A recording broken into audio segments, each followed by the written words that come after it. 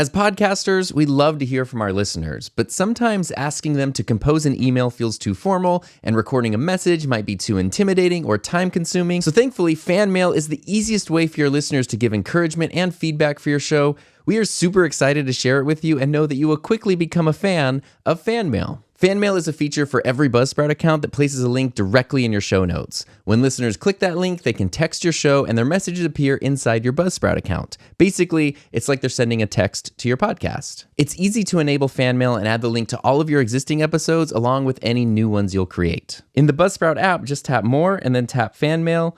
And from here, you can scroll down and press this green button to turn on fan mail. That's really all there is to it when it comes to enabling fan mail, and then all you need to do is wait for some listener messages. And on desktop, it's just as easy. You'll now see a fan mail tab on your dashboard. If you click that, you can then scroll down to enable fan mail for your show. And once fan mail is enabled for a show, you can click the tab and see all of your messages, and clicking this gear icon, just like in the app, gives you more settings and customization options. Now that fan mail is enabled, the link will appear in your show notes across all podcast apps. For example, here's mine in Apple Podcasts, but it's also right there in Overcast. As soon as a listener clicks the link, it'll open up their messaging app, and then all they need to do is type a message. All of your received fan mail messages will appear in your Buzzsprout account, both on desktop and the iOS app. So now that fan mail is set up and you know how it works, the next logical thing to do is tell your listeners that they can text your show. So here are a few best practices that we've learned over the past few months. The easiest way to start out with fan mail is to just ask a question. Start your episode with a segment where you ask a question and ask listeners to click the link in the show notes to text you their answer. You can also use dynamic content. So to do this, you just record a short message letting listeners know that you've turned on fan mail, and then use the dynamic content option to include that message on all of your podcast episodes. I did this for my own podcast because even though I have 5 years of episodes, as soon as I turned on the fan mail link,